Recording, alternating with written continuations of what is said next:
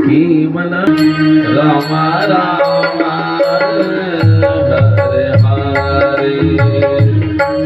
हरे रामा हरे रामा रामा रामा हरे हरे हरे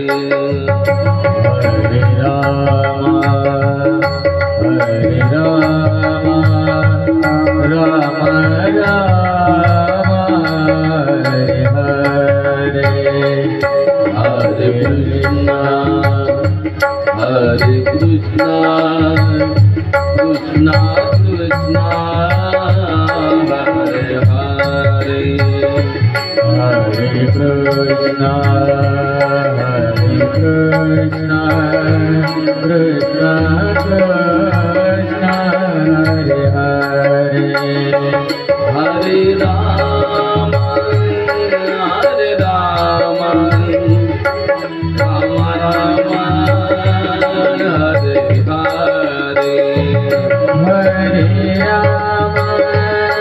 हरे राम राम राम हरे हरे हरे कृष्णा कृष्णा कृष्णा हरे हरे हरे राम राम राम हरे हरे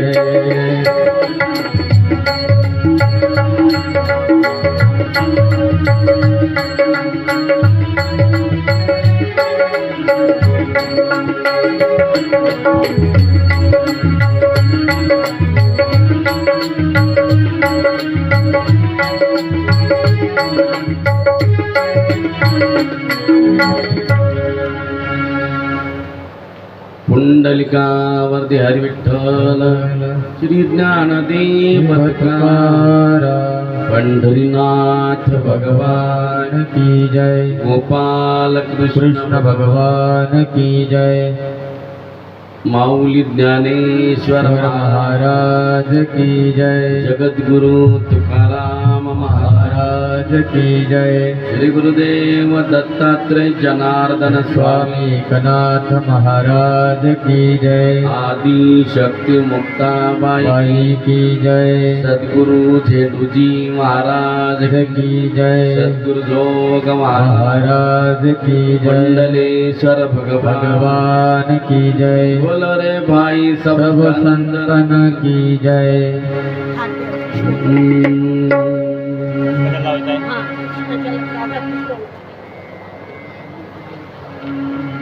भगवान परमात्मा तुम्ही गोपी गीत आपण पूर्ण म्हणलेलं आहे. गोपी गीत हे असं आहे की तुम्ही सर्व गोपिका आहे, स्त्रिया म्हणजे सर्व गोपिका आहे आणि गोपिकांचं हे गोपी गीत काय पाहिजे पाठांतर असायला पाहिजे. परंतु पाठांतर नसलं तर जाऊ द्या, तो कमीत कमी पाहून का होईना म्हणता यायला पाहिजे.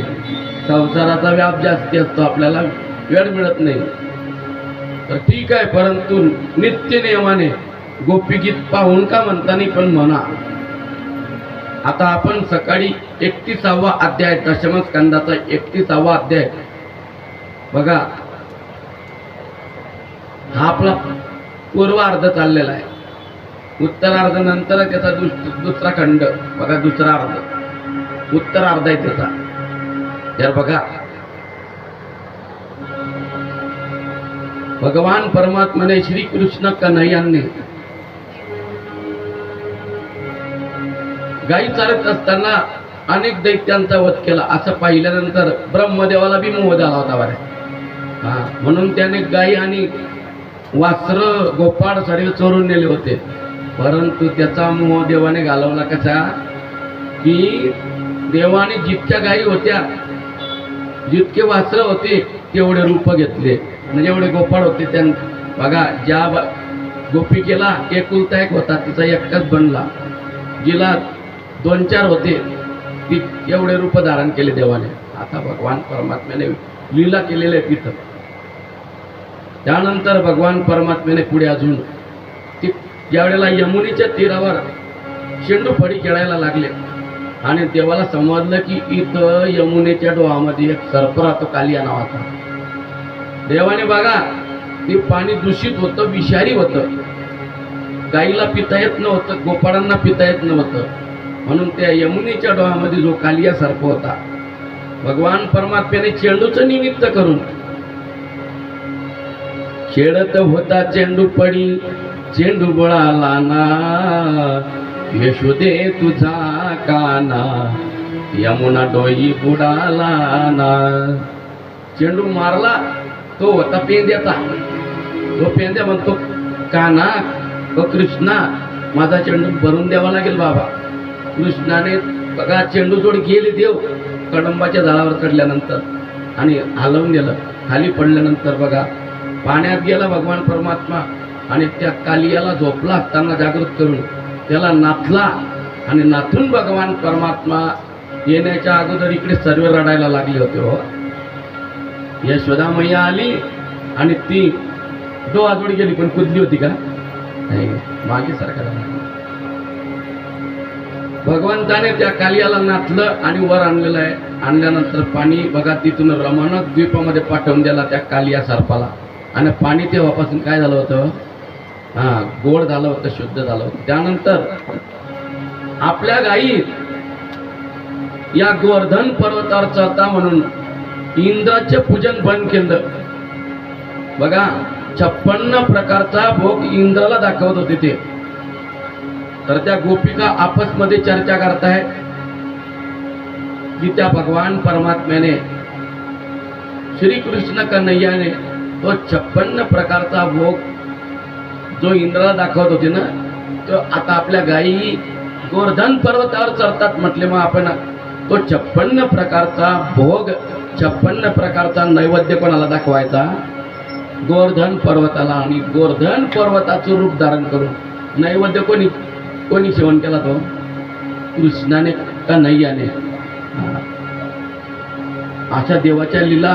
7 दिवस पर्यंत त्याने गोवर्धन पर्वत उचलून धरला आणि गोपाळांचं, गायींचं, गवडणींचं रक्षण केलं. काय तर इंद्र कोपला होता, त्याचं पूजन केलं नाही म्हणून. आणि त्याने वर्षाव केला अखंड 7 दिवस मुसळासारख्या धारा आणि त्याने पाऊस वर्षाव केला. परंतु पाणीच पाणी. आणि भगवंताने तो पर्वत उचलला करांगडीवर. आता हे बोट कशा होत्या आमच्या काठावर, पण देवाने 7 दिवस उचलला. मग त्या गोपाळांनी काय केलं? त्या काठ्या लावल्या. ते म्हणतो, त्याच्यामध्ये पेंड्या म्हणतो, देवा अरे म्हणे आमच्या काठ्या लावल्या म्हणे. तुझ्या काय, तू काय तुझी या अंगठी काय कामची आहे म्हणे? या अंगठी फक्त शाळेमध्ये एकाच कामची होती गुरुजी. आणि अजून कोणत्या कामची अंगठी आहे ना? चौरी बवरी करण्याकरता ती अंगठी कामाची आहे फक्त, बाकी दुसऱ्या कामाची नाही. आणि तेवढ्या अंगठीवर भगवान परमात्म्याने 7 दिवस गोवर्धन पर्वत उचलला. गोवर्धन पर्वत उचलणं म्हणजे काही शेणाचं टोपलं उचलणं आहे का? आपल्याकडं नुसतं बघा, देवी उचलली सोकरे मेदिनी, तुमचे नि गोणी न उचलवे. आपल्याला गोणी उचलत नाही, नुसती 30 किलोची. आता 30 किलोचीच म्हणावी लागेल, 50 किलोची बी नसते. इतके दमदार आपण आहे. पण भगवान परमात्म्याने मात्र तो सामर्थ्यवान होता. भगवान परमात्मा याने अशा प्रकारे लीला देवच करू शकतोय, दुसरं कोणी नाही. आणि मग आता कौस विचार करतोय की आपण जितके पाठवले गोकुळामध्ये, त्या कृष्णाने इथं परत येऊ दिलेले नाही. मग एक जण होता अजून, त्याला पश्चाताप आला. तो म्हणतो, आता मी जातो म्हटले कौसा, पण मी हे जे केले ना तुझे ते सगळे पाठवलेले दैत्य, ते त्यांच्यासारखा जाती मध्ये राक्षसाचं रूप घेऊन मीही घेतो कशाचं रूप? ब्राह्मणाचं. आणि त्याने ब्राह्मणाचं रूप घेतलं. महाबळ नावाचा भट. त्याने नकली, तो दैत्य होता, राक्षस होता, परंतु त्याने गळ्यामध्ये जानवा घातलं, हातामध्ये पंचांगण घेतलं आणि धोतर नेसलं आणि निघाला. आल्यानंतर काय सांगलं होतं त्याने? भविष्य सांगलं. अहो सगळं तो गर्गाचार्याला ज्या वेळेला बोलायला लागला त्यावेळेला त्याची फजिती केलेली आहे. जानवी तुटले पंचांग फाटले, धोतर गडाले ढुंगणाचे. देवाने अशी फजिती केली होती त्याची. देवाला जोपर्यंत बोलत होता तोपर्यंत ऐकलं देवाने, पण जेव्हा गर्गाचार्यांना बोलला की तो गर्गाचार्य आमच्या वर्गामध्ये घंटा म्हणजे बेल वाजवत होता, कंडक्टरचं काम करत होता, म्हणजे शेवटचा नंबर होता. म्हटले आतापर्यंत मला बोलला ठीक आहे, परंतु माझ्या भक्ताची निंदा करतो का? आणि देवाला सहन होत नाही ती.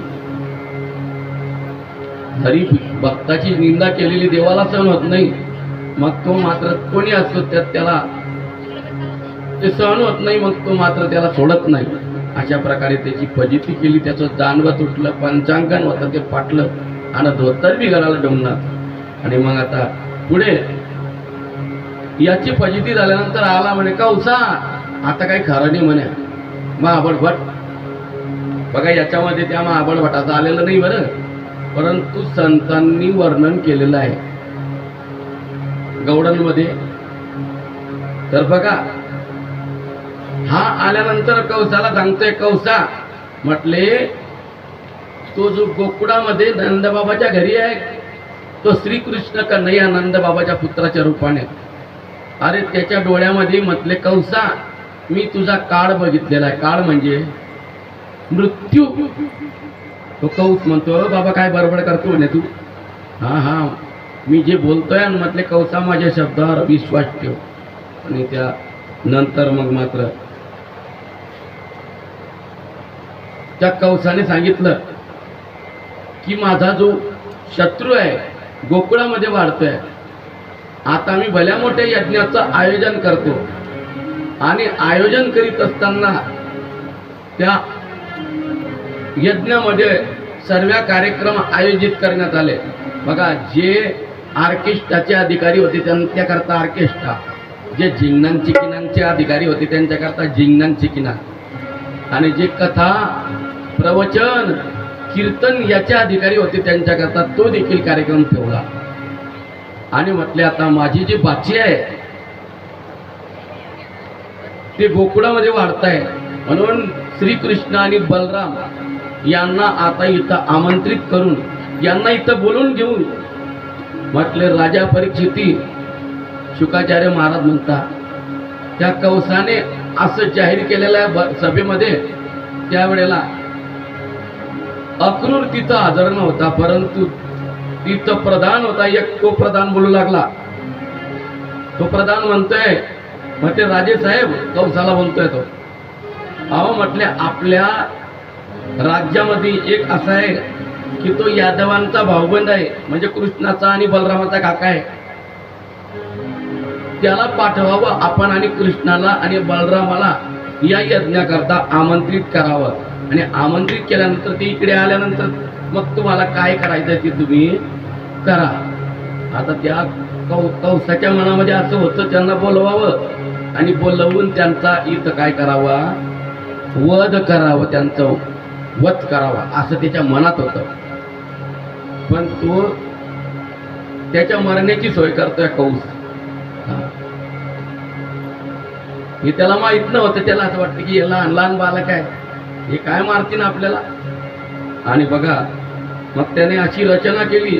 शिवधनुष्य होतं, भगवान शंकरांनी त्याला दिलेलं ते धनुष्य होतं कौसाला.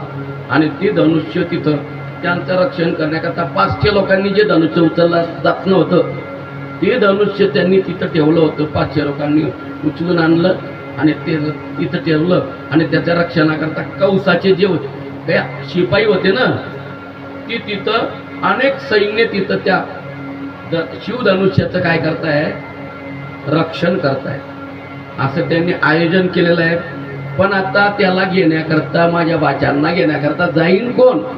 त्यावेळेला एक प्रधान होता, तो बोलतोय, म्हटले त्या कृष्णाचा आणि बलरामाचा म्हणजे नंदाचा आणि वसुदेवांचा बंधू असणारा अक्रूर आपल्या राज्यामध्ये राज्य करतो म्हटलं, आपल्या राज्यामध्ये नोकरी करतो म्हटले. ठीक आहे म्हटले. मग तो अक्रूर त्याला जर तुम्ही इथं बोलवलं ना, तर तो अक्रूर तुमच्या तोंडामधून सुटलेला शब्द आणि त्याचा आज्ञा पाळल्याशिवाय राहणार नाही. मग कौस म्हणतोय, हे शिपायांनो जा म्हटले, आणि त्या अक्रूराच्या घरी जाऊन त्याला आपल्या राजवाड्यामध्ये बोलवणार ना. ही राजवाड्यामध्ये सभा भरलेली आहे आणि तुम्हाला बोलवण्यात आलेला आहे. तिथं शिपाई आले आणि त्याला अक्रूर काकाला सांगताय की अक्रूर काका म्हटले, तुम्हाला आपले मथुरेचे राजे असणारे कौस यांनी सभेमध्ये आमंत्रित केलेलं आहे. त्याला तो अक्रूर विचारतोय, मला कशा करता बोलवलं? म्हटले अहो, आपले राजे साहेब कौस यांनी मोठ्या यज्ञाचं आयोजन केलेलं आहे आणि त्यामध्ये अनेक वेगवेगळे कार्यक्रम ठेवलेले आहे, परंतु त्यामध्ये त्यांचे जे बाचे आहे म्हटले, तुमचे पुतणे नंदबाबाची मुलं, त्यांना आणण्याकरता तुम्हाला पाठवायचं आहे. त्या अक्रूराला आनंद झाला. काय झाला? कारण त्याला वाटत होतं आता आपल्याला गोकुळामध्ये जायला भेटेल आणि गोकुळामध्ये गेल्यानंतर आपल्याला आपल्या पुतण्यांचं दर्शन होईल. आणि त्याला माहित होतं की आपला जो पुतण्या आहे श्रीकृष्ण, कारण तो देवाचा भक्त होता, परम भक्त अक्रूर, की मी असं ऐकलंय की माझा जो पुतण्या आहे, माझ्या भावाचा मुलगा, नंदाचा मुलगा, तो श्रीकृष्ण आणि बलराम शेषाचा अवतार आहे आणि कृष्ण मात्र श्री हरी विष्णूचा अवतार आहे, असं त्याने ऐकून होता तो. मग त्यामुळे त्याला वाटलं आता देवाचं दर्शन होईल आपल्याला, आणि आपले जे भाऊ आहे नंद बाबा यांचं देखील आणि वहिनीचं देखील आपल्याला काय होईल? दर्शन होईल. आणि त्याने होकार दिला. बघा ते चला म्हटले आपण राजेसाहेबांचं जाऊ. आला राजाच्या राजवाड्यात, म्हणे राजेसाहेब माझं काय स्मरण केलं, माझ्यासारख्या तुटपुंजाचं काय स्मरण केलं म्हटलं तुम्ही? त्यावेळेला तो कौस बोलतोय अक्रूरला, बैस म्हटले, जरा मी तुला शांततेनं सांगतो, तू ऐकून घे म्हटले. अरे माझं एक काम कर म्हटले, तू करशील का? म्हटले राजेसाहेब मी तुमचा नोकर आहे म्हटले, तुमच्या या राज्यामध्ये मी नोकरी करतो म्हटले, तुम्ही जे सांगाल ते करायला मी तयार आहे. त्यावेळेला राजा कौस सांगतोय म्हटले, माझं आमंत्रण तुमच्या पुतण्यांपर्यंत पोहोचवण्याकरता तुमची जे पुतणे आहेत, माझे भाचे श्रीकृष्ण आणि बलराम यांना माझं आमंत्रण द्या आणि आमंत्रण देऊन त्यांना घेऊन या इकडे माझ्या यज्ञाकरता. आता नाही म्हणणार आहे का अक्रूर? अक्रूराने सांगितलं, राजेसाहेब तुम्ही म्हणाल तसा मी करण्याकरता तयार आहे, तुमची आज्ञा मला मोडता येणार नाही, कारण तुमचा मी कोण आहे? नोकर आहे. नोकराला करावं लागतं की नाही? मालकाने सांगितलं ते काम. आणि त्याने होकार दिला. आणि बघा त्या दिवशी रात्रीभर झोपला आणि सकाळी ब्रह्ममुहूर्ताला उठलेला आहे आणि त्याने ब्रह्ममुहूर्ताला उठून येऊन 4 वाजेशी तिथं आलेला आहे. त्या मथुरेमध्ये त्या कौसाच्या राजवाड्यात आला. राजवाड्यामध्ये आल्यानंतर बघा त्याने रथ सजवला. रथ सजवल्यानंतर त्याला घोडे झोपले 4 वाजेच्या सुमारास. आणि घोडे झुटल्यानंतर वायू वेगाने रथ निघालेला आहे. रथ चालतोय, मध्ये यमुना नदी लागली. परंतु त्या अक्रूर काकाचं असं होतं की अक्रूर काका त्रिकाल धंद्या करणारे होते. त्यांनी यमुना नदी लागल्यानंतर त्या यमुना नदीमध्ये काय केलं? स्नान केलं. पुन्हा घोडे झोपले आणि निघाले. तर ज्या वेळेला ते गोरज मुहूर्त असतं ना, गोरज मुहूर्त. गोरज मुहूर्त म्हणजे कोणत्या मुहूर्ताला? केव्हा राहतं ते? 4 म्हणा 4:30 म्हणा, गाई चरून येतात. गोरज म्हणजे गो म्हणजे गाय. गायी चरून आल्या वनातून आणि त्यांच्या चरणाची माती रज ज्या वेळेला उडतं, त्यांच्या पायांची माती ज्या वेळेला उडते ना, रज म्हणजे माती. आणि सूर्यनारायणाची ती किरण लाल झालेले असतात. सकाळी देखील तसे असतात, सफरचंदासारखे. तर त्याच्यामध्ये ती किरण, त्या किरणांमध्ये ती माती एकत्रित होते, त्याला म्हणतात गोरज मुहूर्त. आता आपल्या या कलियुगातल्या लोकांनी त्या गोरज मुहूर्ताला, आणि म्हणे रात्री गोरज मुहूर्ताला लग्न होईल, लग्न लागेल म्हणे. केव्हा लग्न लागतं गोरज मुहूर्ताचं? पण आता केव्हा लावता सांगा ना, खरं सांगा ना इमानदारीनं ते. अहो 7-8 वाजेला गोरज मुहूर्ताचं लग्न लावतात. ते गोरज मुहूर्ताचं डोरचाप मुहूर्त करून टाकलं लोकांनी, सर्व बदल करून टाकला. आणि स्टँडर्ड टाईम राहतं, लग्न राहतं 11:30चं, 12चं, 12:30चं. पण लग्न लावता 2:30ला, 2ला, 3ला. म्हणजे केव्हा बी त्या दिवशी असं लिहून टाकायचं पत्रिकेमध्ये, सांगायचं नाही की ही वेळ आहे, या दिवशी बेटाईम लग्न लागेल. अरे एवढं तुम्ही ब्राह्मणाकडे जातात, गुरुदेवाकडे जाता, सर्व काढता, तारीख निश्चित करता, वेळ काढता, आणि नुसतं नाचण्या करता. मी म्हणतो आदल्या दिवशी चांगलं नाचून घ्या ना रात्रभर, पण रात्र बी आतपिढी पडते काही काही लोकांना आणत ते, आणि आता काही नाचू देता नाही म्हणा रात्रभर. हां, तर तुम्हाला नाचायचं आहे ना, तर अगोदर 7 पासून बीट काढा ना सकाळी. अगोदर आदल्या दिवशी नवरीला बी आडत लावून घ्या, नवरदेवाला बी आडत लावून घ्या, आणि 7 वाजेपासून असे नाचा. तर बराबर लग्न लागण्याची वेळ, तोपर्यंत मंडपामध्ये नवरदेव यायला पाहिजे, वेळेवर लग्न लागायला पाहिजे. मुहूर्त टळून जातो आणि बेमुहूर्तावर आपण लग्न लावतो. म्हणून जीवनामध्ये आपल्याला पश्चाताप करण्याशिवाय दुसरं काही उरत नाही. मर्यादा पुरुषोत्तम प्रभू रामचंद्र यांच्या लग्नामध्ये फक्त 14 सेकंद लेट झाले होते, आणि त्यांच्या लग्नामध्ये वादा कोणता होता भाऊ? मंगलवाद्य ते गुरुवाचा वादा तो होता. गुरुवाचा वादा कसा वाजतो? गोड वाजतो. हा वादा वाजतो, 1 लाख देऊन बी असा वादा वाजतो की त्या घरामधले डबे बी कुत्ता घरामधले ते. माणसं तर नाचता, पण ते डबे बी कुत्तात. कुत्ता का नाही. आणि ज्या माणसाला अटॅकचा प्रॉब्लेम आहे, आडचा, त्याला तर बोलू नका मग तुम्ही. तो तर बरेच वाजाच्या बाहेर पाहतो. मग मी म्हणतो पैसा लागून जर असा त्रास होत असला तर मी म्हणतो अरे मंगलमय वाद्य लावा ना बापा हो. गोड बी वाटतं, कानाला गोड बी वाटतं, आणि आपल्याला दोष देखील लागत नाही, अशी परिस्थिती आहे. आणि त्या वेळेला गोरज मुहूर्तावर रथ बराबर गोकुळामध्ये पोहोचलेला आहे. नंदबाबाच्या गोकुळामध्ये रथ पोहोचल्यानंतर आता हे श्रीकृष्ण बलराम गायी चारून आलेले होते. त्यांचा दिनचर्या अशी होती, गायी चारून आल्यानंतर अगोदर आले म्हणजे काय करत ते, कारण दिवसभर गायीच्या मागे चालून चालून दमलेले असतात, त्यामुळे ते जेवण करायचे. जेवण झाल्यानंतर मग गोपिका आणि गोपाळ मिळून गायींची, कारण गायी का कमी होत्या त्यांच्याकडे, 9 लाख गायी होत्या नंदबाबाकडे, म्हणून नंदबाबाला नंद नाव पडलं होतं, नंदराज. आणि ते गायींची धार काढायचे. गायींची धार काढण्याकरता भगवान श्रीकृष्ण बलराम यांनी गायीची धार काढणी झाल्यानंतर अक्रूर काका आलेलं त्यांना समजलं.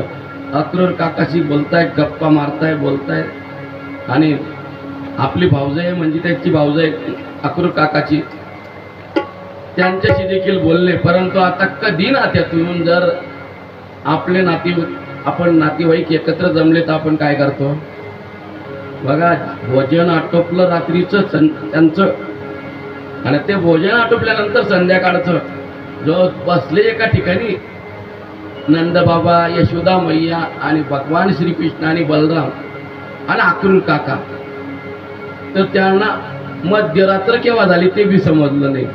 पण अक्रूर काका जोपर्यंत तिथं यशोदा मैया आणि नंदबाबा होते तोपर्यंत कशा करता आले हे बी सांगू शकत नव्हते.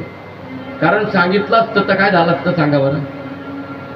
सांगितल्यानंतर हा अक्रूर आमच्या मुलांना घेण्याकरता आलाय, कौसाच्या नगरीमध्ये नेण्याकरता. नंदबाबाला यशोदा मैयाला काय झालं असतं, वाईट वाटलं असतं का नाही? म्हणून त्या यशोदा मैया आणि नंदबाबा यांच्या समोर त्यांनी सांगितलं नाही. आणि ज्या वेळेला त्यांना झोप लागायला लागली आणि ते झोपायला निघून गेले त्यावेळेला फक्त श्रीकृष्ण आणि बलराम होते आणि अक्रूर काका होते. त्यावेळेला अक्रूर काकाला श्रीकृष्ण विचारताय, काका अहो काका म्हटले काय येणं केलं? त्यावेळेला अक्रूर काका सांगता, कृष्णा हे बलरामा ऐका म्हटले, तुमच्या मामाने कंसाने मथुरेमध्ये फार मोठ्या यज्ञाचं आयोजन केलेलं आहे आणि त्या यज्ञामध्ये अनेक प्रकारचे कार्यक्रम देखील त्यांनी त्याची रचना केलेली आहे. तर त्याकरता मी तुम्हाला त्या कंसाने मला पाठवलं आहे तुम्हाला आमंत्रण देण्याकरता आणि आणण्याकरता.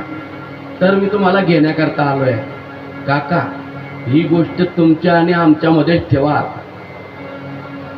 सकाळ झाल्यानंतर तुम्ही रथ झुपा आणि त्या रथामध्ये आम्ही तुमच्यासोबत रथात बसतो ना, दोघं भाऊ तुमच्यासोबत येतो. आणि बघा ठरलं त्यांचं आता. आणि त्यावेळेला झोपून गेले. एक झोप घेतली त्यांनी आणि झोप झाल्यानंतर 4 वाजले ब्रह्ममुहूर्ताला उठले. आणि उठल्यानंतर बघा आता गोपिकांची अशी दिनचर्या होती की ते नंदबाबाच्या वाड्याजवळ आल्याशिवाय राहत नव्हत्या. त्यांना कृष्णाचं दर्शन घेतल्याशिवाय गोपिकांना समाधान वाटत नव्हतं. बघा ते उठल्यानंतर प्रथम अवतारी तुमचे आगाध चरित्र नकडे ब्रह्मादिका वैष्णव गाती पवित्र उठणी प्रातकाळी गवळणी घुसळण घुसळती घुसळत होत्या आणि कृष्णाचे पवाडे गायन करीत होत्या. आणि कृष्णाचं दर्शन घेतल्याशिवाय त्यांना समाधानच वाटत नव्हतं. मग त्या नंदबाबाच्या वाड्याजवळ आल्या आणि यशोदा मैया होती. बघा त्या गवळणी विचारताय, गवळणी म्हणती यशोदेला कोठे गे सावळा कारत शृंगारीला सांगितलो मजला.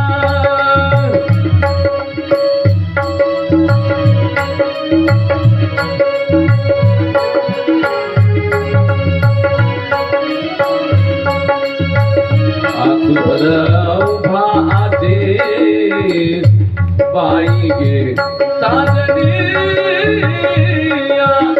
सरलाच्या अंगणी मिळाल्या गवळणी ज्ञानंताचे अंगणी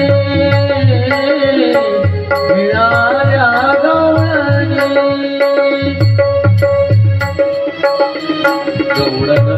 त्या गवळणी विचारता यशोदा मैयाला. गवळणी म्हणती यशोदेला कोठे गे सावळा का रथ शृंगारीला सांगे ओ मधला. हा रथ का शृंगारलेला आहे, याला का सजवलेला आहे, या रथाला सांगे ओ मधला सांग यशोदा मैया या रथाला का सजवलाय. आणि त्यांनी बघितलं. त्यांनी यशोदा मैया सांगते बघा म्हटले हा अक्रूर उभा आहे आणि हा अक्रूर भगवान श्रीकृष्णाला आणि बलरामाला नेण्याकरता आलेला आहे. ती नंदाची पट्टराणी असणारी ती यशोदा मैया बोलते, बोलले नंदाची